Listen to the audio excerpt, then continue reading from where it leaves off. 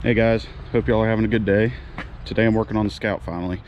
I filmed a little bit of footage probably about 6 months ago and kind of tinkered with this thing. Couldn't get it to run. I actually got it to fire a little bit. I'll insert that footage here. It's starting to fire.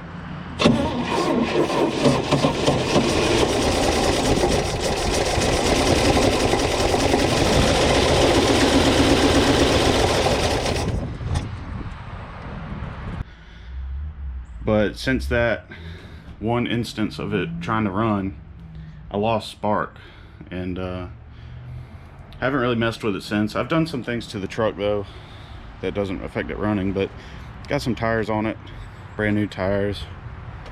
I replaced this hatch back here, came off another truck. My old one was, or the one that came with this truck was rusty, so I replaced it. And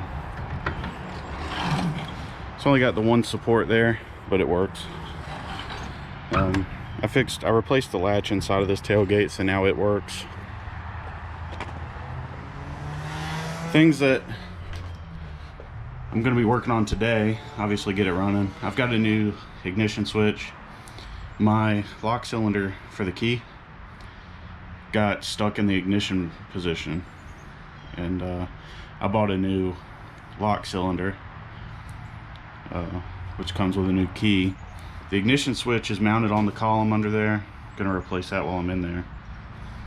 That could have been why I wasn't getting enough voltage to run consistently. And what else? Oh yeah, the transmission. The transmission right now, when I first got the truck, it was stuck. It wouldn't even do this movement right here. But now that I got it to do left and right, it won't go into any gears. But I think it's easy enough. I can pop this cover off and take a look at what's going on in there. So that's the plan. Today's gonna be pretty pretty. It's overcast, but it's supposed to be a high of 70 degrees, so should be good working weather. I'm gonna get out. So the bolts came out pretty easy, but as you can see, some water got in here.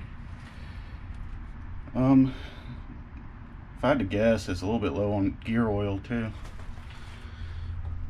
But we don't like that rust, but I'll show you what the shifter looks like. It got a little corroded. So we're gonna see if we can clean all this up, make it functional. So I scraped the excess grease off of here and got it working. It was all crusted up. I just sprayed the heck out of it with oil and worked it with a rubber hammer, and now it works. So hopefully the gears inside the transmission aren't rusted shut. That would be a little bit tricky, but I'm gonna look in there and see if I need to siphon all that gear oil out of there and replace it, because water for sure got in there. So it actually doesn't look terrible in there. Even though if there was any water, it would be at the bottom of it.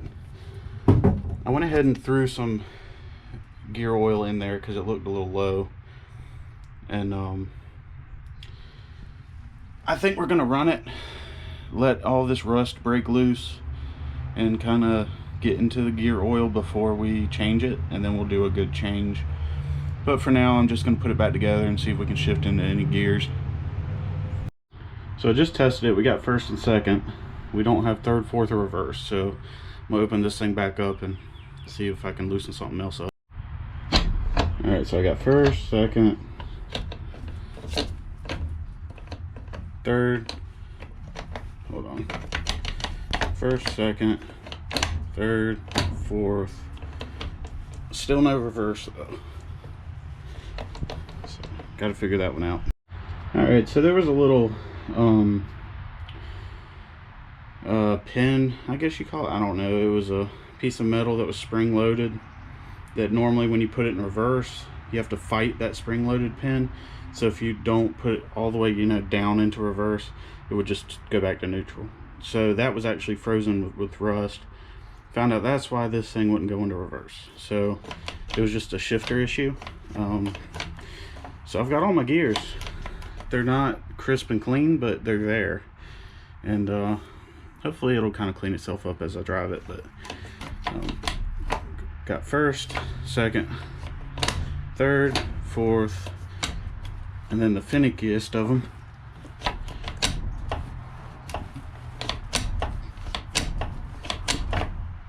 reverse. Okay, so only right here was broken on the gasket, so I just patched it in with RTV. That should be alright for now. So I'm just putting my bolts back in. There were a couple connectors.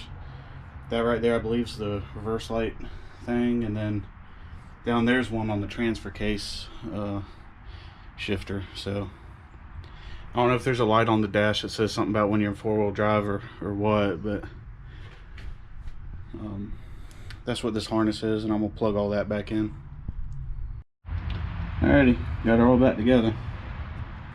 Alright, so I got the new switch in here. There's a slot where you stick a screwdriver and that loosens it, the old one, to get it out. And then slide in the new one and it clicks into place. As you can see, it does like it's supposed to. And now I'm trying to get to that ignition switch up there. I broke this little yellow thing. I think that cancels your turn signal when you're turning. I'm not sure.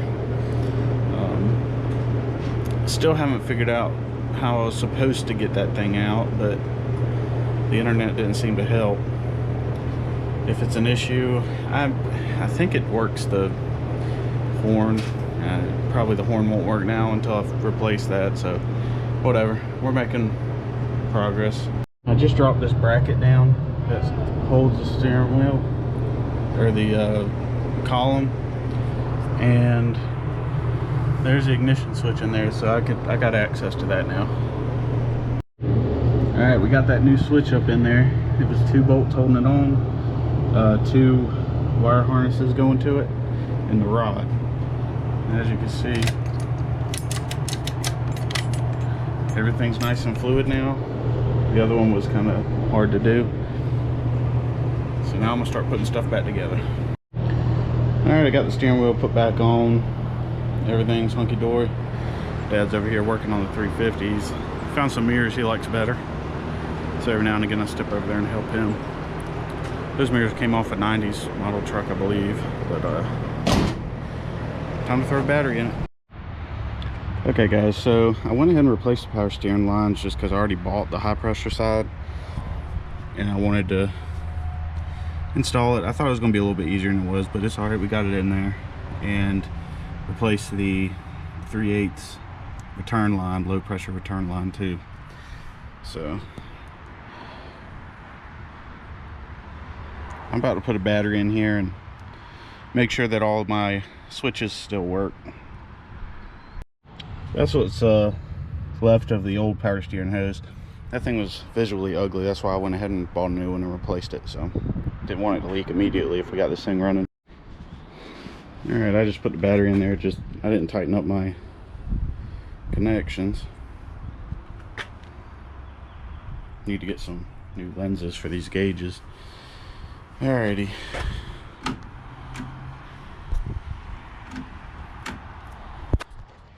Let's see if she cranks.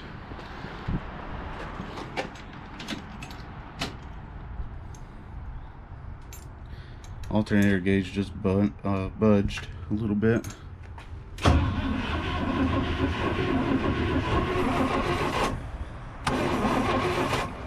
Yep, so all my new switches are working. That's good.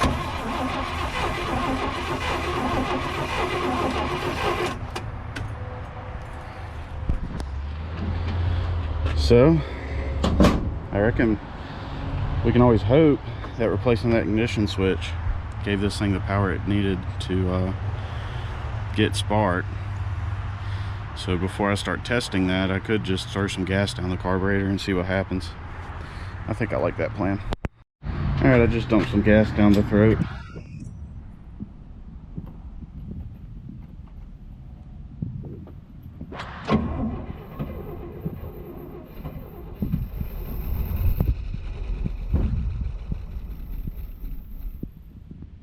Back on.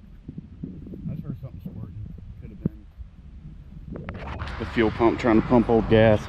I remember months ago I disconnected a fuel line over here so that it wouldn't pump trash into the carburetor.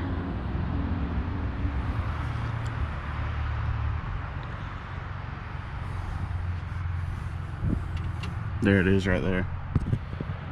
That all looks dry though. Maybe I was hearing the power steering pump getting some fluid into those fresh lines. So let's see if we can get it to do that consistently, because it did that for me one time before and quit. So I'm gonna get a little squirt bottle set up. It's one I was using 6 months ago, but I already drilled a hole in the lid, so let's see if we can use it.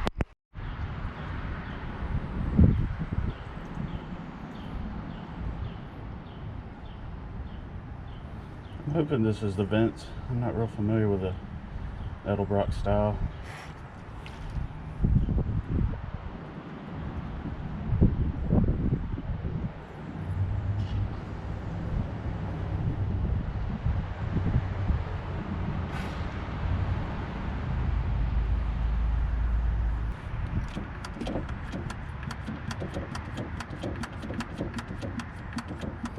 I can't tell if an accelerator pump's doing anything.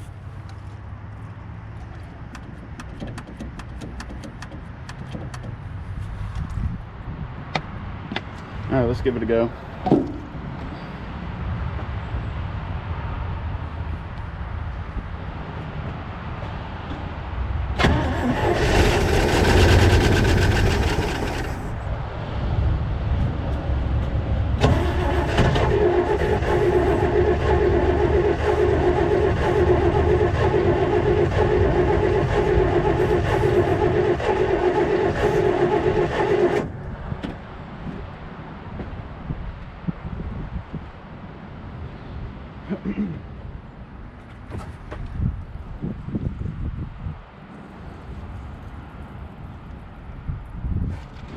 I'd say we have spark.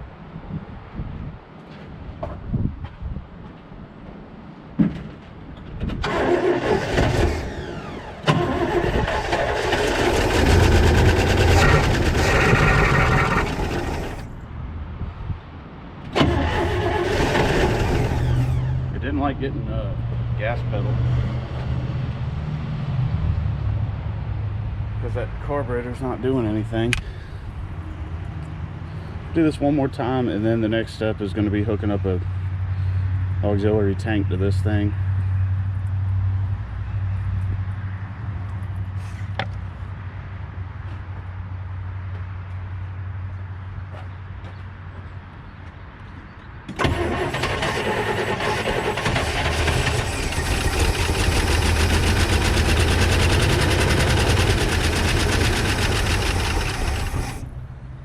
Yeah. We just got to get some fuel to this thing and it'll run. Probably gonna have to end up rebuilding that carburetor, but you know, it's been sitting 20 years. What do you expect? You know what I'm saying? So I already bought a new fuel pump. Those belts aren't as bad as I thought they were gonna be. It's pretty impressive.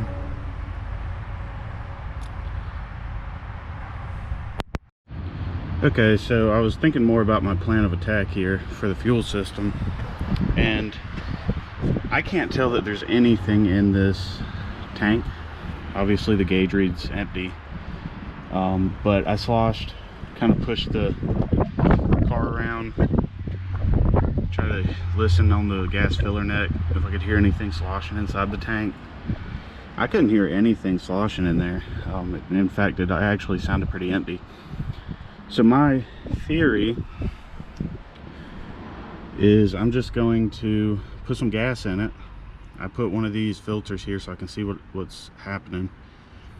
I left the old metal filter down there, so we'll know if that's bad, if you know, or that'll be one of the things to check if we're not getting fuel up here. But haven't put on my new fuel pump yet, because if that thing does get a bunch of trash in it, you know, I don't want my new pump getting a bunch of trash in it. So Next, I gotta go to the gas station next, I reckon. Alright, y'all. I just put 5 gallons in it. And I bought 10 gallons. So let's see if that made a difference on the fuel gauge.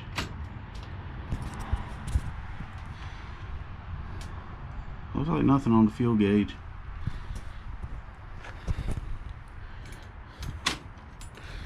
Let's I looked under the car, I didn't see any leaks, just right here where I spilled a little bit. Yeah, I don't see any leaks.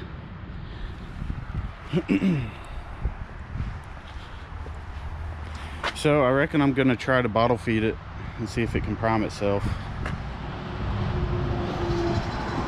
Just keep squirting fuel into it. Alright, let's see if that works.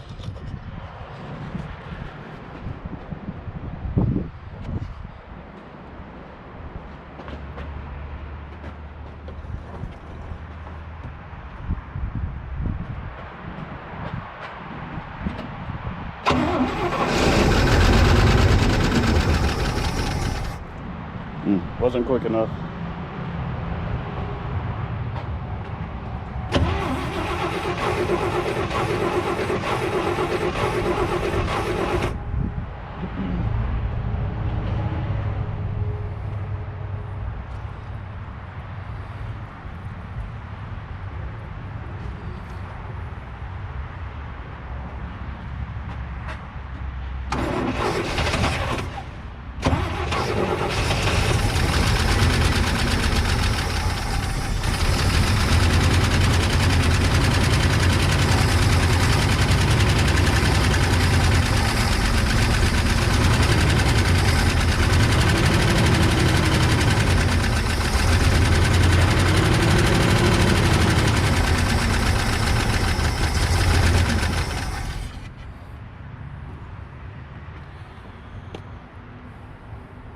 Seems to make some racket.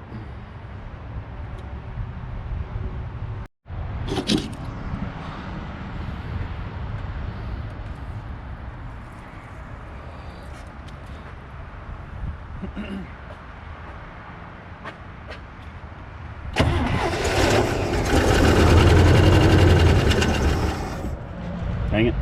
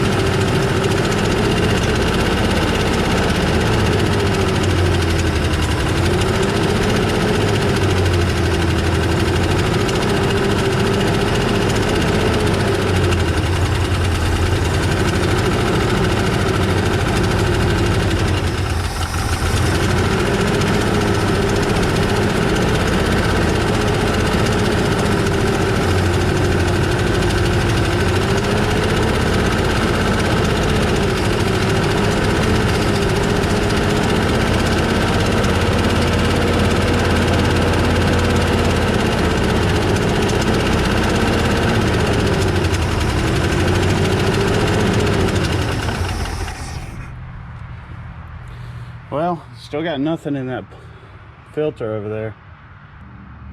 Seems like the noise I'm hearing very well could be a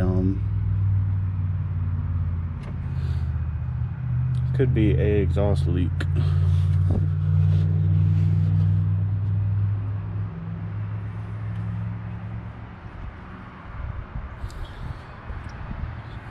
I'm just now noticing, I'm looking down here, I think I got a ground strap down there that needs replacing.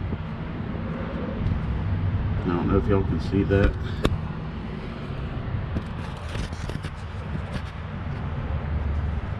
Well, apparently I wasn't filming that, but I just did it for the third time, got this much through the bottle, and started smoking. So don't know what to make of that. I don't know if it's just now building enough heat to get some of the cobwebs out. It's throwing something on this out the exhaust here.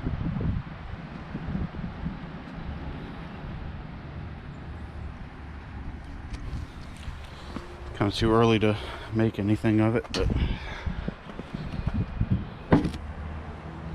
I reckon we'll just keep going.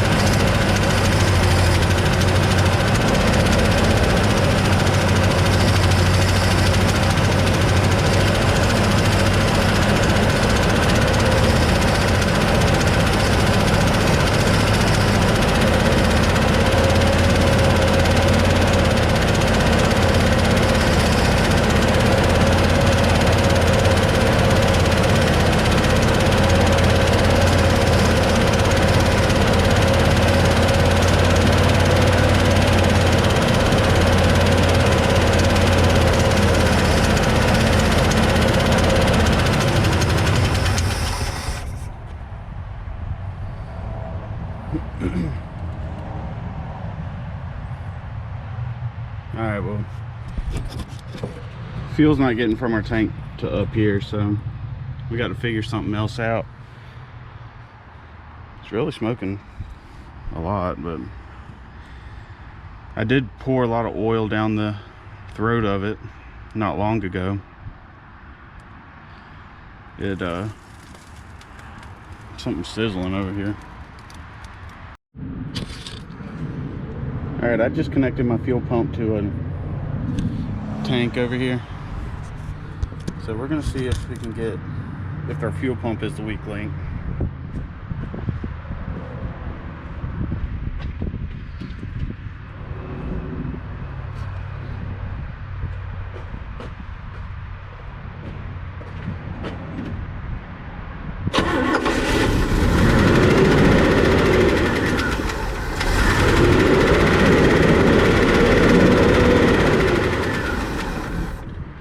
Well, we immediately picked up fuel. So we have a clog at the tank. But that's good news, I suppose. That means we can run it off an auxiliary tank for now.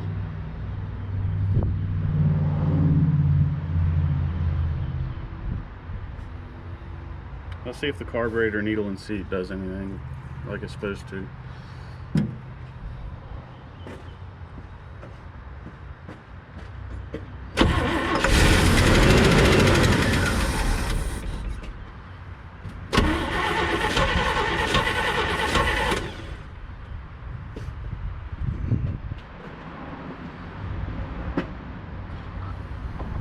Looks like the needle and seat are stuck.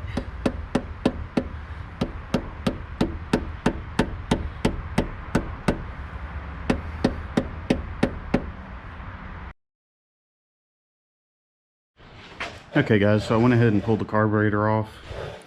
Looks like this is an Edelbrock. Used to be a sticker here, I'm guessing. But right there it says 1406, and that's a Edelbrock part number if I'm correct. We've got a kit over here that we're gonna rebuild it with. So at the very least we'll stop having the sticky needles, but you know, I'd also want a new accelerator pump. I want that to work, so we're gonna go ahead and do a rebuild on it. It looks like somebody wired this choke plate I'm not sure what they were intending to wire it, but it's not closed or open the way they have it wired, but I don't think that needs to be on there. Okay, so I just popped the top cover off this thing. As you can see, it needs a good cleaning. The meter and rods are actually stuck, and they're pretty corroded. As you can see, I'm bagging and tagging everything so I don't forget how it goes on. Let's see, there's a bunch of crud on these floats. Hopefully there's no hole in these, but I'm gonna get back to it. So I'm starting to find the reason that's possible why the Scout was parked in the first place. All this sludge in here is not anything I did, because we never picked up fuel from the gas tank. This has been in there since the last time it ran. I mean, that's just nasty right there. So as you can see, also these floats right here are stuck in the upright position. You know, because of gravity they should be down, but because everything's stuck, they're staying in that position. So yep, looks like we're doing the right thing rebuilding this. Just curious, do y'all know what causes this kind of stuff? I mean, this is like black goo. I guess it's varnished gas, but daggum, I've never seen it that bad. I mean, look at this mess. Just scoop it up with your finger. It doesn't drip off. It's like the consistency of grease. It's pretty bad. Even the accelerator pump spring was kind of glued down in there. I had to use pliers to get it out. Okay, so I've gotten it decently clean. Every single jet was clogged. So this back jet right here stripped on me. I tried being careful and it just didn't want to come. I didn't even try this back one because it had the same issue. I just didn't go as far on this one. But the front jets came out, so I was able to clean. I mean, I can clean. I just stuck the straw of the brake clean down in there, shot it until it came out clean. So everything's cleaned up in the passages and stuff. I just couldn't get them jets off. But we got the main jets out, scrubbed them a little bit. And I got all my old gaskets out. So the next step is to start reassembly, I believe. Okay, so I got the bottom half of the carburetor put back together. I spent a lot of time cleaning out little orifices because they were all plug solid. So now I got to move on to the top where the needle and seats and all that is. Alrighty, y'all. I got it all put back together. Time to put it back on the truck. Alrighty, time for the moment of truth. We got our carburetor hooked back up. Got the gas can connected. Let's see what happens.